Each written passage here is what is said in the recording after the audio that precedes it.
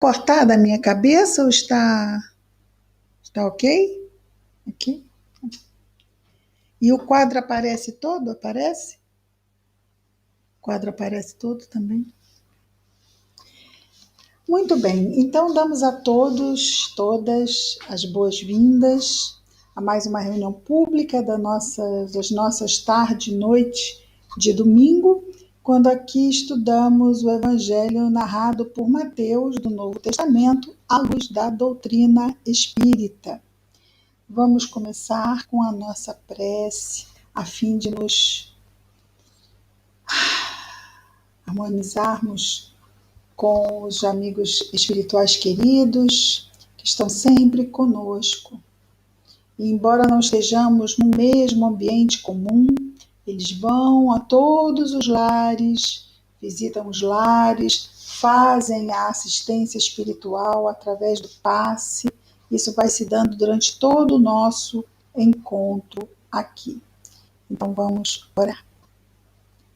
Querido Mestre Jesus, obrigado, Senhor, por mais este dia e pelas oportunidades que Ele, como todos os dias, Senhor, nos oferece.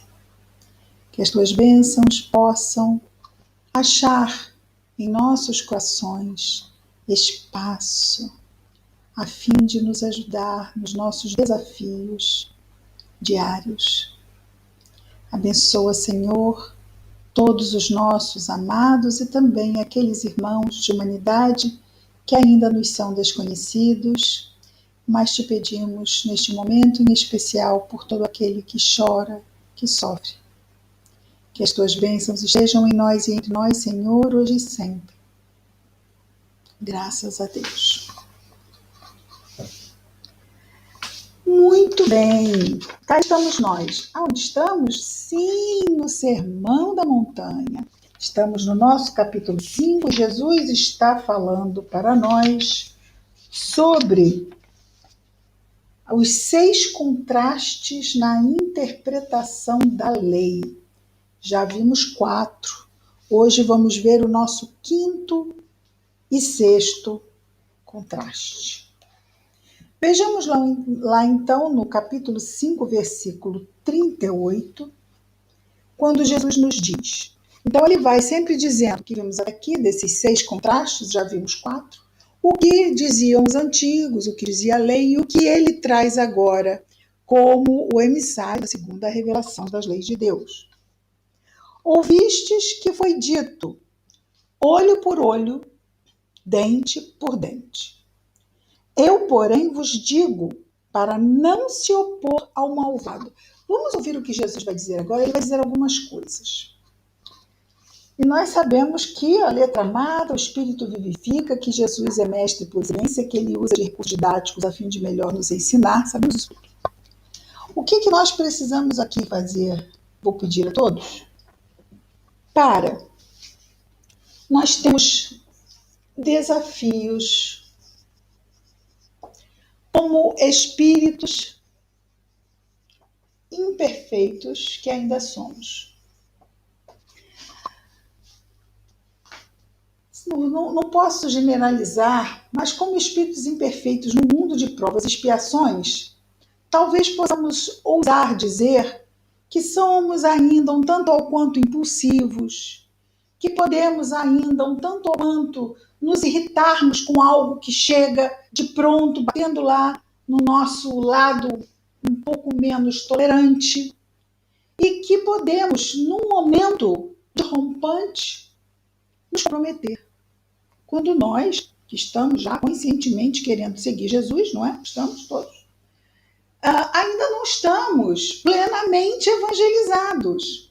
Então, quando Jesus nos diz para que vigiemos e oremos a fim de não cairmos em tentação, é não cairmos exatamente nas nossas fraquezas, porque elas ainda assim estão aí, existem, ainda têm muita força sobre nós, porque ainda estamos espíritos imperfeitos. Então, é natural que assim seja. Precisamos estar muito atentos, não dando ao desequilíbrio do outro oportunidade de nos desequilibrar.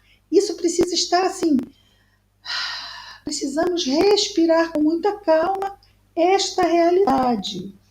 Daí vamos ao que Jesus nos diz. Ouviste que foi dito, olho por olho, dente por dente. Olho por olho, dente por dente. Tem problema ser impulsivo? Nenhum, né? Tiro um olho aqui, eu arranco outro ali. Aliás, lei da selva. Então, os instintos estão ali soltos na pista. Era assim antes.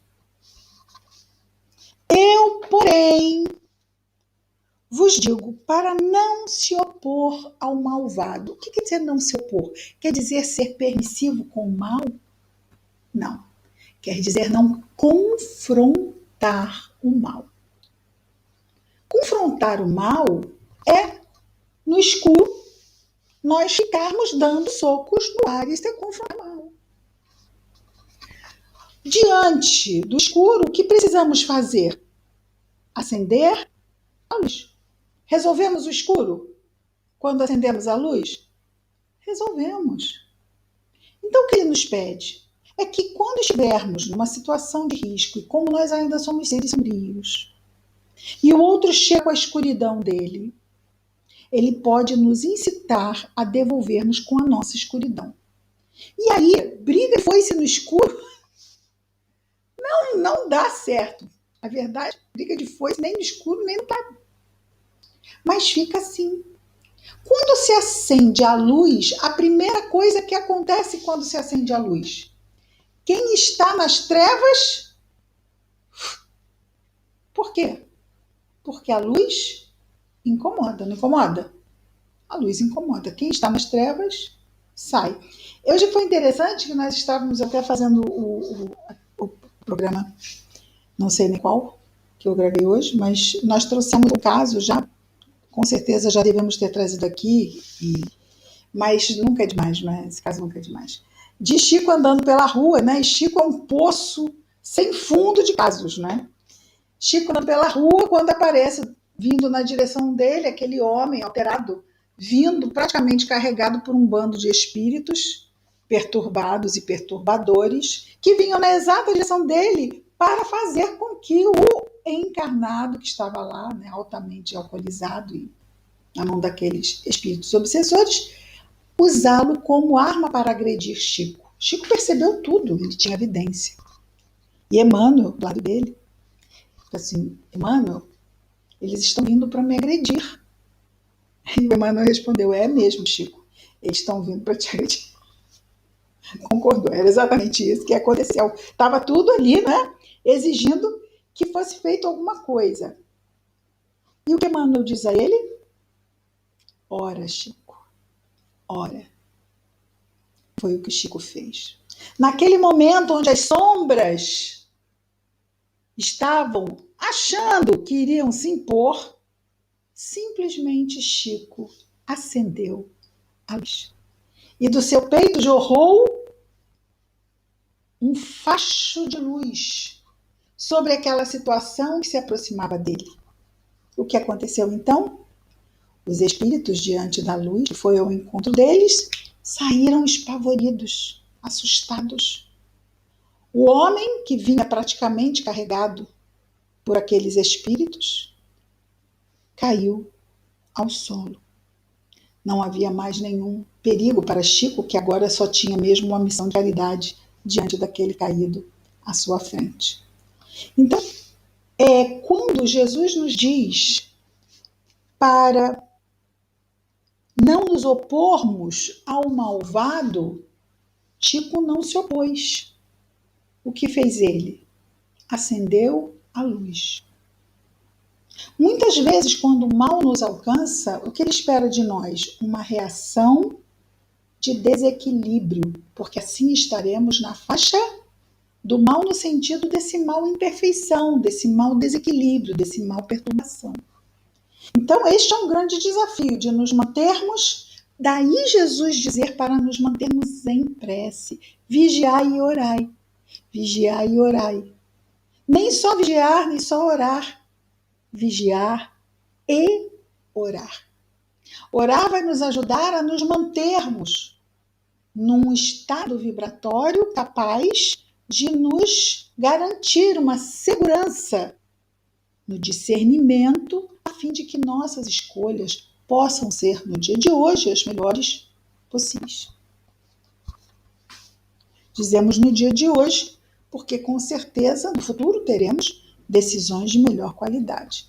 Mas hoje é hoje.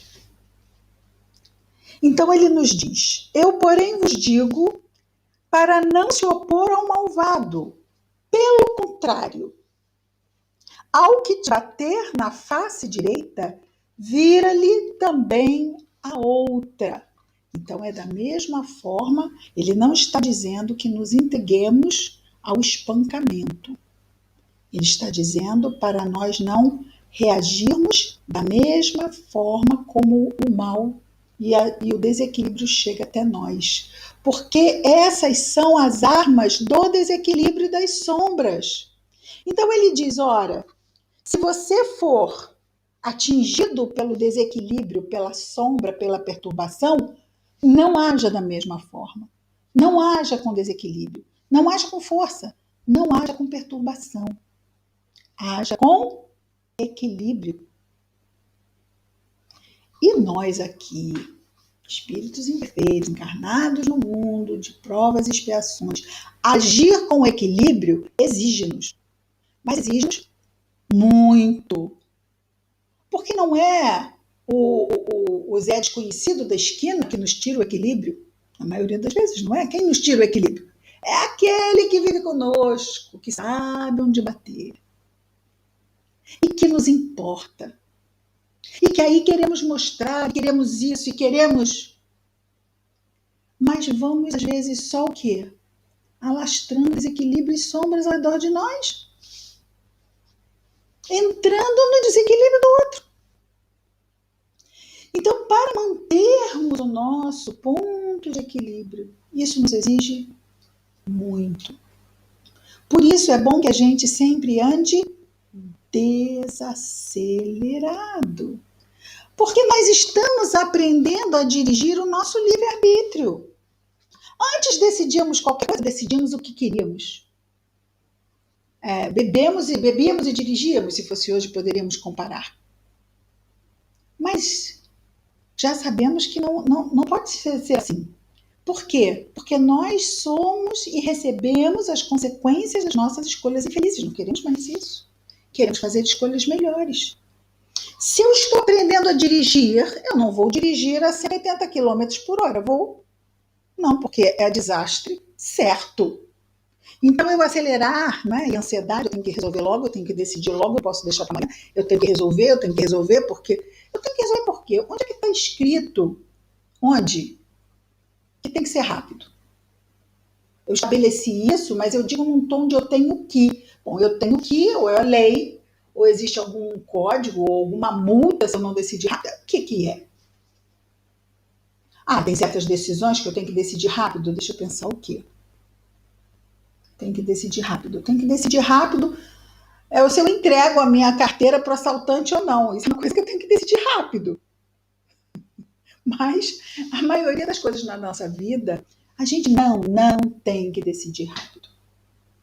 A gente pode dizer assim, amanhã eu te respondo. Amanhã eu te respondo. Eu vou refletir sobre isso que você está me falando. É um assunto realmente importante. E eu achei muito bom o que você trouxe. Eu vou refletir sobre isso. E amanhã nós conversamos.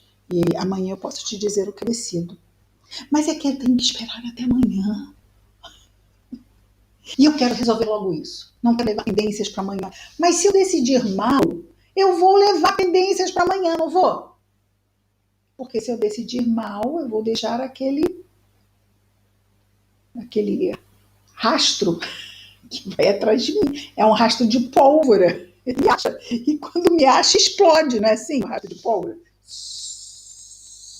Eu posso volta, mas uma hora lá ele me encontra. Então, o ideal é que eu decida com discernimento. Discernimento exige calma. Mas exige calma. Claro que Jesus pode decidir rápido. Por quê? Porque ele está totalmente harmonizado, equilibrado. É um espírito puro. Até a gente é espírito puro, a gente ainda tem que ser espírito bom. Nem bom a gente não é ainda.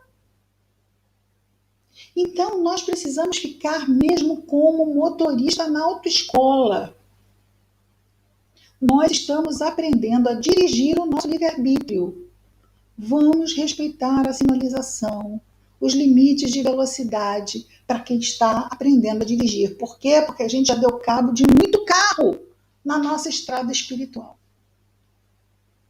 Então nós podemos dirigir melhor. E Jesus está nos ensinando.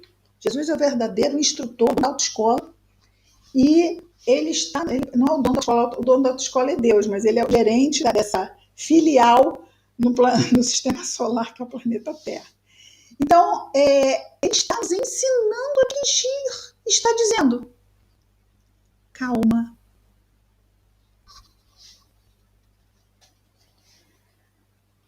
Vira-lhe a outra face. Percebe o que está acontecendo. Quando eu viro a outra face, tá, bateu aqui. No que eu viro a outra face, eu estou assim, gente, está muito desequilibrado. Eu não vou entrar no jogo. Muitas vezes, porque é claro que não é uma agressão física, não é? É aquela, vamos imaginar que estamos lá numa discussão tola. Você já viu discussões tolas de criança? Bobo! E o outro responde o quê? Bobo é você! Aí o primeiro diz o quê? Não, bobo é você! E fica naquela, quer se ter o quê? A última palavra, não quer? E a gente vê gente adulta falando isso, né? Fazendo esse jogo, né? Cala a boca, não, cala você a boca, não, você cala a boca, você cala a boca, cala a boca, cala a boca. E é capaz de ficar assim, minutos, até que não se enjoa e sai andando. Mas é o nosso orgulho, né? Eu venci. Eu venci. A gente pensa no tapa. Mas quantas pessoas não se aborrecem e brigam por essas questiúnculas de quem vai dar a última palavra? Tipo assim, tá bom, é isso aí. Tchau. A gente diz tchau, como tchau foi alguma coisa, ele vai dizer tchau, cala a boca. E aí a gente deixa ficar achando que ele lá venceu a grande batalha dos cala-boca. Né? Olha como a gente aumenta a proporção de algo que não tem importância nenhuma. As pessoas se matam por discussões. Corinthians e Grêmio. Né? Uma pessoa pode se matar numa discussão de futebol. Já aconteceu isso, não já? Quantas e quantas e quantas e quantas vezes, quando não morre infarta, né? De tão que aquela situação, tão... E a gente pensa assim, gente, para isto ter tanta importância, o que não está se dando valor nessa vida, não é? Porque a pessoa tem força. Se ela usa essa força toda na ação do bem, que soldado de Jesus não seria, não é? Esse corintiano. Que soldado de Jesus não seria? Voltemos aqui. E ao que deseja, olha só o que ele diz, e ao que deseja levar-te a juízo para tomar-te a túnica, deixa-lhe também o manto. O que ele está dizendo? Existe uma vida espiritual de muito maior importância do que uma vida na carne. Se chegar alguém, nós chegamos a falar aqui sobre a questão do assalto, não é? Passa a bolsa ou a vida. Antigamente tinha essa frase, a bolsa ou a vida. Né? Não há o que escolher, não é? A gente pensa, não há o que escolher, mas tem pessoas que morrem por causa da bolsa, não tem? Tem. Tem pessoas que morrem por causa da bolsa. Então, o que é mais importante? A gente consegue perceber que a vida física é mais importante que uma bolsa, mas a gente consegue perceber que a vida espiritual é mais importante que a vida física? Do que, mas olha, ele me roubou. Ele roubou parte da minha herança. Isso acontece muito entre famílias, não é? Em pessoas, irmãos, pessoas da mesma família. Um vai e pega parte da herança do outro. Vocês nunca ouviram falar disso? Já ouviram, né? Entre familiares. Isso dá um quê? Um amargo, porque isto é o quê? Uma injustiça. Bater no rosto de alguém, ferir alguém, tirar de alguém algo que é justo que seja desse alguém. Jesus vai nos trazer alguns pontos. Por exemplo, bater no rosto de alguém é algo injusto. Também tirar de alguém, querer levar-te a juízo para tomar-te a túnica. A gente percebe que Jesus está falando que há ali alguma coisa que não é boa, que é injusta. Mas ele diz, não briga. deixa que leve o manto. Quer dizer, além da túnica, se o juiz falar assim, vai ser a túnica, vai ser seu manto. Ele diz, solta, solta, não se apegue. Então, estamos aqui com uma mensagem sobre o desapego, uma mensagem sobre a verdadeira justiça. Porque pode ser que eu entre em luta porque considere que aquilo que está acontecendo comigo é uma injustiça. Aí a gente para, até porque nós estamos dirigindo devagar, não é? Estamos na autoescola, não estamos andando rápido, estamos dirigindo devagar, paramos, pensamos, encostamos no acostamento e pensamos, peraí, está acontecendo comigo uma injustiça? É o quê? Deus acordou imperfeito hoje. Deus, primeira vez em toda a eternidade que Deus acordou imperfeito e por causa disso está acontecendo na minha vida uma injustiça. Não, está acontecendo algo na minha vida que eu sinto como uma injustiça. Mas, e deve ser, muitas vezes aqui entre nós é uma injustiça muito grande. Pode ser, mas acontece que Deus permitiu que aquelas injustiças chegassem até mim. E quando Ele permite que chegue até mim, Ele diz assim, toma, uma situação amarga, uma injustiça. O que é que você vai fazer com isso? A vida pergunta isso. Lembra? Estamos tirando a carta de habilitação para dirigirmos bem o nosso livre-arbítrio. Escolha. A situação chegou. É uma baita injustiça. Está aqui, é tua. Eu, Deus, estou permitindo que essa injustiça chegue até você. O que eu quero saber de você que tem ombro para ela, que se preparou para receber, porque eu sou pai e faço tudo isso muito bem para os meus filhos, os amo. Eu quero saber de você, meu filho, o que você vai fazer com isso? Tem peça não, meu filho, aqui, ó. É teu mesmo.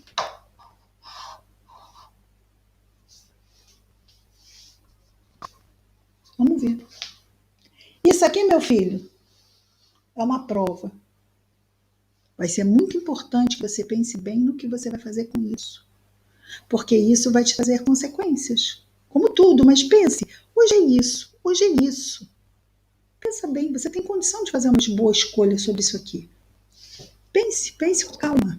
Aproveitando que você está dirigindo devagar, pense com calma, não tem pressa. Pense com calma. Numa hora lá. Porque no fundo, quando isso já bate, a gente já sabe o que fazer com isso. Qual é o problema? É que a gente não quer. Eu não quero dar meu manto, nem minha túnica, nem nada para essa injustiça. Não é? Eu sei o que fazer. É que eu não quero. Então eu tenho que me desapegar, tipo assim, tá aqui, né? Tá aqui, cadê? Tá aqui, olha que bonitinho. Aí. Eu olho e falo assim, legal. Valeu, hein? Me ama pra caramba, hein? Obrigada. Eu sei, tem paciência, compreensão, espírito de entendimento, desafio. Aquilo ali é para eu crescer, para ficar uma pessoa melhor. Que eu tenho que deixar ir embora. Eu tenho que abrir mão disso. Tá bom. Olha só, vou pegar, vou fazer, tá? Mas vou confessar, eu tô magoado, tá? Tô ressentido. Porque a natureza não dá saltos. A gente não vai começar a fazer e dizer assim, ai, tô fazendo, sabe? Mas tô fazendo de coração desapegado, porque é uma prova, sabe? Eu entendi, eu sou uma pessoa que eu quero me iluminar, então, sabe, tô bem, eu tô super legal. Não, não tô. Eu tô me roendo por dentro. Mas eu tô fazendo. Porque eu ainda não estou conseguindo ser resignado. Mas eu estou sendo obediente. Se eu ainda não consigo ser resignado, se eu só consigo ser obediente, muito bem, é isso. A gente não vai conseguir ser resignado, não. De cara, não, vamos chegar lá. Mas nós temos duas instâncias para aprender a sairmos daqui, né? dessas zonas de desafio, de imperfeição. Nós temos a obediência e nós temos a resignação. A resignação já é para espíritos mais apurados moralmente. Entendimento do coração. Essa é a resignação. Entendimento do coração. Fazemos e flui aqui. Obediência. Consentimento da razão. Aqui pode estar aquela bololô, aquela coisa enrolada. Não quero, não faço, não vou. Mas aqui é assim, eu que mando, eu quero, eu faço, eu vou. Eu não tenho que curtir, eu tenho que fazer. Porque eu estou aprendendo um verbo importante que Jesus veio nos exemplificar. Qual é o verbo? O verbo servir. A gente tem vontade de dizer verbo amar, não é? Mas o verbo amar é para os resignados, que servem amando. Vocês já viram Chaves? Como é que o Chaves faz quando ele obedece? Vocês já viram? Ele fica dando soco, pontapé assim no ar. Mas faz. Mas faz. Mas faz. Obedece. Manda quem pode, obedece quem tem juízo. Se Jesus está mandando, aliás, quem está mandando é Deus, e Jesus veio dizer o que Jesus mandou. Ele fala, o Evangelho é uma lei de Deus. Se Deus manda, o mais razoável é que a gente obedeça. Um dia a gente vai fazer com abnegação, com espírito de sacrifício, com aquele devotamento, aquela iluminação. Vamos chegar lá. Mas se eu ainda não consigo, muitas vezes a gente diz isso, eu não consigo. Consegue. Só não consegue é fazer curtindo, mas consegue fazer, consegue, você consegue obedecer. Vai lá e faz. Se você acha que realmente, você acredita que é realmente uma coisa boa. Não, é uma coisa boa. Mas olha só, isso não é pra mim, não. Eu não sou Madre Teresa. Aí pronto, né? A gente usa esse argumento. A pessoa diz o quê? Claro, realmente, eu percebi que você não é Madre Teresa. Olhando daqui, já logo quando eu entrei, eu percebi que você não era Madre Teresa, porque realmente não é parecido. Não é parecido. Nós não somos nenhuma Madre Teresa, nenhum Chico Xavier, óbvio. Nem Ivone do Amaral Pereira, vejamos. Era uma pessoa resignada? Olha, sei não, mas que ela era obediente, porque era um espírito rebelde, impulsiva. Mas ela veio determinada, dessa vez vai. E foi. Não é fácil, e é por isso que nós estamos aqui, quando a definição do verdadeiro espírita diz que reconhece-se o verdadeiro espírita na sua transformação moral pelos esforços que fazem conter as más tendências. Quem é que contém má tendência assim, tranquilo, fulano tá me irritando, mas eu tô... Tá chegando aqui, tá esvaindo luz. Bateu aqui, irritação, esvai luz. Alguém aqui, por favor? Claro que a iluminação vem junto com a modéstia, não é? Então, mesmo que isso tenha, eu sei que nenhum dos amigos irá revelar, por causa da modéstia, as características de Madre Teresa, não é? Mas aí a gente diz, eu não consigo, não sou Madre Teresa. Isso é uma desculpa só para a gente não fazer o que a gente sabe que é para ser feito. Porque a gente está aqui para obedecer, não está aqui para escolher nada. Senhor, olha só, amar o próximo, tudo bem. Agora perdoar 70 vezes 7, Senhor, não vai rolar. A gente começa a escolher, que nem a criança, né, que recebe o prato assim, isso aqui eu como, isso aqui não, isso aqui eu como, isso aqui não, isso aqui eu como, isso aqui não. Aí a mãe, muito amorosa, diz, tudo bem, meu filho, ficou bonito seu prato, mas você só levanta na mesa quando acabar de comer tudo. A gente vai separando, vai dizendo que não, e Deus diz assim, olha só, eu não estou com pressa. Para mim, tanto faz 100 anos, 100 mil anos, para mim não faz diferença nenhuma, porque você, meu filho, você é imortal. Quanto tempo você quiser ficar com esse prato na sua frente, separando ervilha de ovo, para mim não tem problema nenhum. Então a gente tem que ver, Jesus está dizendo aqui exatamente aquelas nossas pequenas armadilhas em cairmos no desequilíbrio desnecessariamente. Mas se cai ainda é necessário. Sim, é verdade. A gente tem que aprender, né? Se está caindo, não está caindo por gosto. Está caindo porque ainda não está pronto para não cair. Né? Então precisamos, às vezes, de mais tempo, de mais experiências na nossa vida para realmente podermos resistir e não cair naquele ponto. Vejamos lá. E, no versículo 41, quem te compelir a caminhar 1 milha, vai com ele 2. Olha, se isso não é caridade. Porque se a gente fosse, alguém nos força a caminhar 1 milha, a gente vai e anda 1 milha. Que fizemos de bom? Aquela 1 milha nós fomos constrangidos a andar com outro, não é mesmo? Mas ele está dizendo para a gente ir além do constrangimento. Para nós sermos caridosos. Então, se alguém te constrange a andar 1 milha, ora, anda 2. A segunda você vai mostrar para ele que aquela primeira foi por constrangimento, mas que não precisava haver constrangimento. Bastava ele ter pedido. Às vezes até, se fôssemos Madre Teresa, talvez bastasse ele ter pedido. Mas às vezes o constrangimento de termos que andar aquela 1 milha nos faz, ao final da 1 milha, nos oferecermos para andar a segunda. Cristina, dá um exemplo. Você fica falando dessas coisas assim, quase orientais, que a gente não percebe. Simples. Vem um espírito que era lá meu desafeto de um grupo que eu não era muito próxima, não ia com a cara da criatura. E a providência divina falou assim, olha só, vai vir seu filho. Mas eu não tenho nada a ver com essa criatura.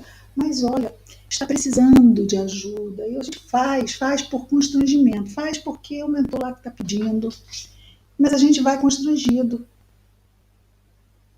Reencarna com aquela criatura que a gente não tem, sabe? Só que a gente reencarna, né? Já esqueceu da conversa que rolou lá. Aí recebe o quê? Aquele pacotinho enroladinho na maternidade. E leva o pacotinho para casa. Mas é aquela criatura que eu não tinha afinidade do outro grupo lá, que não chegou a me fazer mal aquele grupo lá. Mas hoje ele é meu filho. As pegadinhas da providência divina, gente. E eu que fui constrangida a andar 1. No final já estou até pedindo para andar o segundo. Eu estou pedindo. Por quê? Porque eu me afeiçoei àquele espírito.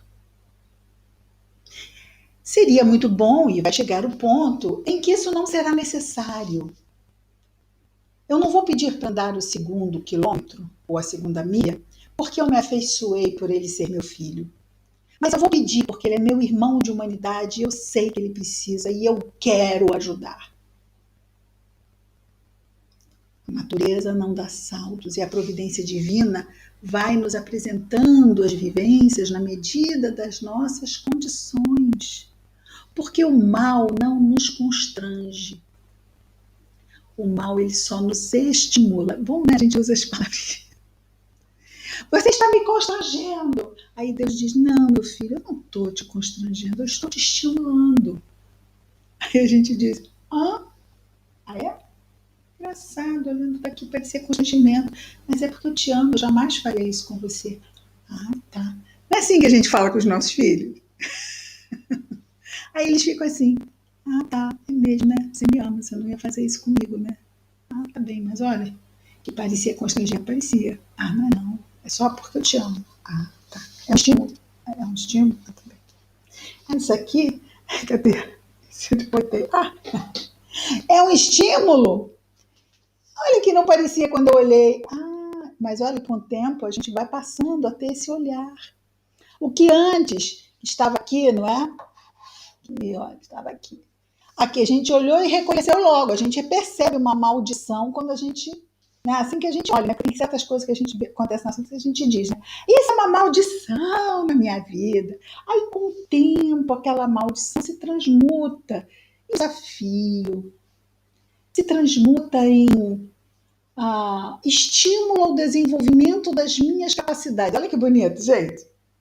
De maldição para estímulo ao desenvolvimento das minhas capacidades de inteligência, de moralidade. Eu posso até ver com simpatia. Continua Jesus. 42. Dá ao que te pede. Dá ao que te pede. E não dês as costas ao que deseja tomar-te um empréstimo. A primeira impressão que a gente tem ao ouvir, porque nós ouvimos tudo rápido, né? Peraí, ele está querendo dizer que a gente tem que dar quando a pessoa nos pede? Não. Ele está dizendo para a gente dar ao que nos pede. Ele não está dizendo para a gente dar ao que nos pede o que nos pede, tá? Não, ele está dizendo para aquele que nos pede algo, nós darmos algo. Ele não está dizendo para nós darmos o algo que o outro pediu. Vou repetir. Aqueles que estão com a câmera ligada, que acharem que não concordam, por favor, levantem a mão. Dá ao que te pede. Por acaso ele disse para que seja dado o que foi pedido? Dá ao que te pede. Dá. Ele não está dizendo o que. Está dizendo ser dado. Então alguém, por exemplo, me pede alguma coisa que eu não tenho condição de dar. Só por causa disso eu não vou dar nada? Eu posso dar uma prece. Eu posso dar um estímulo. Eu posso dar um conselho. Eu posso dar uma orientação. Eu posso dar muitas coisas. Não necessariamente. Posso até dar o que a pessoa me pediu, se eu achar que isto será uma boa escolha.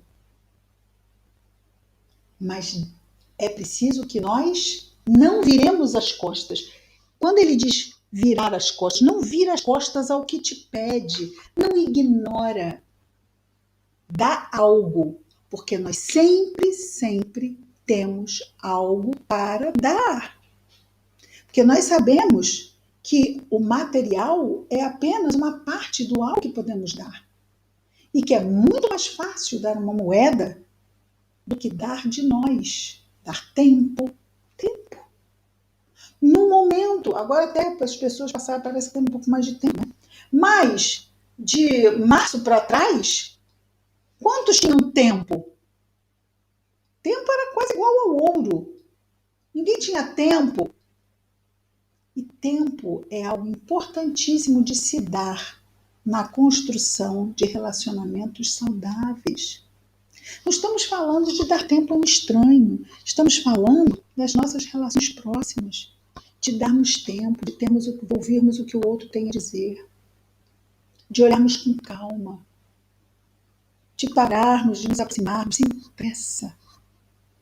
Eu acho que isso é uma das coisas, mesmo à distância, que essa situação atual que vivemos nos favorece, pelo menos nesse sentido de desacelerarmos e termos um pouco mais desse bem precioso que é o tempo.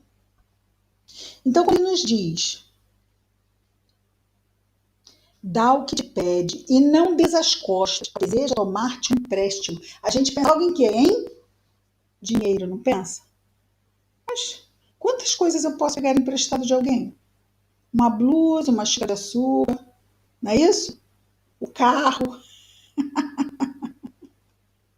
Emprestado o medicamento. O que eu vou fazer? Como eu vou responder a qualquer tipo de pedido, até mesmo dinheiro? Vai depender das minhas possibilidades, das minhas condições e até mesmo de eu achar ser prudente ou não, no caso, seja de um dinheiro, seja de um livro. Né? Aquela pessoa, toda vez que me pede um livro emprestado, o livro não volta. Aquela pessoa, toda vez que me pede emprestado um livro, o livro volta um e volta outro, depois da Segunda Guerra Mundial, volta o livro como se tivesse entrado num campo de batalha. Aí a gente fica assim, tipo assim, não sei, não, eu acho que eu vou fazer uma outra coisa, vou sugerir, olha assim, este livro tem na biblioteca tal, não é? A biblioteca está lá para isso, para emprestar livros. A biblioteca é muito boa, você pode buscar este livro na biblioteca. Aí eu quero o seu, assim, você é muito apego. Desapega dos meus livros, né? Então, tem biblioteca para fazer esse trabalho. Essa orientação, às vezes, falta o outro.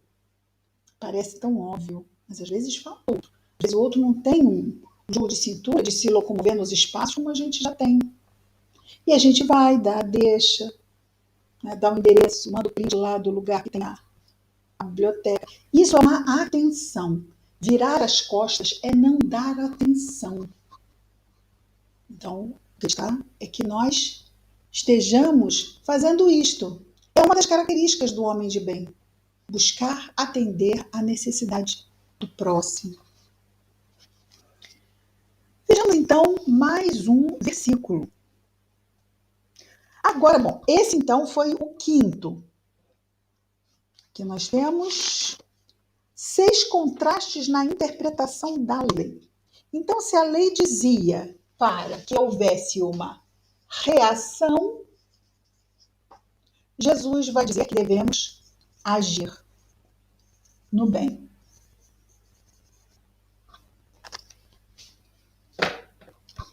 No versículo 43, ele vai entrar no 6º e último contraste. Ouvistes que foi dito: amarás o teu próximo e odiarás o teu inimigo. Eu, porém, vos digo: ama vossos inimigos e orai pelos que vos perseguem, para que vos torneis filhos do vosso Pai que está nos céus, já que seu sol desponta sobre os maus e bons e cai chuva sobre os justos e sobre os injustos. Pois se amais os que vos amam, que recompensa tendes? Não fazem o mesmo os publicanos, que eram judeus muito mal vistos pelos próprios judeus, já que eram cobradores de impostos? E se saudais somente os vossos irmãos, que fazeis de extraordinário? Não fazem também os gentios o mesmo? Gentios são os não-judeus. Ou seja, se os gentios fazem isso, o que fazem os judeus de especial? E aqui, é claro, nos colocamos nessa condição daqueles que estão seguindo o evangelho, porque naquele tempo cristão era judeu. Quem lutou para que os cristãos fossem não-judeus foi Paulo de Tarso. Tiago queria que os cristãos fossem judeus, inclusive circuncidados. Houve aquele entrevero, não chegaram a um acordo. Paulo, então, até porque tinha que ir, tinha que sair, evangelizando e fundando as igrejas nos espaços não judeus, porque Jesus era judeu. Então, os primeiros cristãos, em sua maioria absoluta, vamos encontrar ainda no início alguns não judeus cristãos, inclusive romanos, que estavam no domínio, mas essa era realmente uma minoria. Mas Paulo muda isso tudo e muda a feição do cristianismo no mundo. E se saudais os vossos irmãos que fazeis de extraordinário, não fazem mesmo os gentios? Portanto, sede vós perfeitos, como perfeito é vosso Pai Celestial. E é interessante porque é exatamente o capítulo que estamos vendo no programa do Evangelho segundo o Espiritismo, projeto 15 minutos, que é o Sede Perfeitos, o capítulo 17, o que trata aqui desse trecho. Se quiserem aprofundar com Kardec, podem nos acompanhar lá também. Então vamos ver aqui essa última e sexta, esse último e sexto contraste, quando ele fala sobre: foi dito que era para amar o próximo, ou seja, para amar aqueles que nos amam e aqueles que amamos. Isso é tão... isso é tipo assim, mas isso aí é fácil, né? Isso é óbvio. E odiar o inimigo. Bom, se é inimigo, odiar também é fácil. Eu, porém, vos digo, porque Jesus não está falando a encarnados. Se nós fôssemos colocar todo mundo que está no planeta Terra só como encarnado, amar o próximo e odiar o inimigo estaria ok, faz todo sentido. Encarnados e acabou a história que acabou. Mas nós não somos encarnados. No próximo instante. Nós somos filhos de Deus, imortais. Às vezes parece que a gente tem dificuldade de entender, até porque muitas pessoas ainda não sabem dessa informação. Mas nós todos somos filhos de Deus, imortais. E Jesus veio nos falar como irmãos, filhos do mesmo Deus, todos, inclusive ele. Veio nos falar como espíritos imortais. É assim que ele fala conosco. Eu, porém, vos digo, vocês aí, espíritos imortais, amai vossos inimigos. Por quê? Porque são inimigos aparentes. Na essência, são irmãos. E na essência, se são irmãos, somos do mesmo pai. Estamos na mesma família. E vamos nos encontrar mais cedo ou mais tarde. Eu, porém, vos digo, amai vossos inimigos. Por quê? Olha, ou você ama seu inimigo agora, ou o que vai acontecer? Lembra aquela historinha que a gente contou? Do uma milha e depois outra? Ah, não vai amar não? Eu tenho certeza. Olha que eu acho que você vai amar, hein? Aí vem o anjo da guarda, né? Aí a gente fala, é ruim? É ruim amar aquela peste ali? É ruim, quero longe de mim. Aí ele fala, peraí, deixa eu anotar um negócio aqui. O que você está anotando aí? Nada não, não é para agora não. Estou contando uma bobagem aqui. Pode continuar. É inimigo agora. Mas dentro da nossa história imortal, cada vez que a gente entra aqui, a história proposta é diferente. Orai pelos que vos perseguem, para que vos torneis filhos de vosso Pai. A gente não acabou de dizer isso? Porque os nossos inimigos, entre aspas, e os nossos perseguidores, entre aspas, são filhos do mesmo Pai, são nossos irmãos. Então ele diz, quando você começar a perceber que o inimigo é inimigo, que o perseguidor não é perseguidor, e que você é só irmão dos seus irmãos, aí sim, você vai se tornar filho do Pai. Porque você vai estar vivendo na fraternidade da família universal. Simples assim. Mas por enquanto que a gente sabe disso, intelectualmente, não é? E intelectualmente, a gente ainda não percebe aqui, ou seja, não rola aquela resignação, né? Mas pode rolar aquela obediência básica. Certo? Vamos ainda um pouquinho só para finalizar aqui. E ele diz, não é? Vosso Pai que está nos céus, já que seu sol desponta entre bons e maus e a chuva cai entre os injustos. O que ele quer dizer? Olha só, Deus é Pai de todos e é todo mundo irmão. Então vamos tentar ter essa visão maior. E olha ele dizendo isso há 2000 anos atrás e agora a gente está aqui dizendo assim, meio ano início, tá? Mas já é um azinho. Eu acho que eu estou começando a entender. Pois se amais os que vos amam, grande coisa, né? O desafio é amar os difíceis. Amar fácil é fácil. É tão fofinho, amo demais. Aí, qual a virtude disso? Agora, aquela pessoa ali, ruim que nem pica-pau. Mas eu amo aquela pessoa. Já tá rolando virtude. E não é nem meu filho, porque é ruim como pica-pau, mas é meu filho assim. Tá bom, né? Aí também já tem. Mas não é nem meu filho assim. Legal.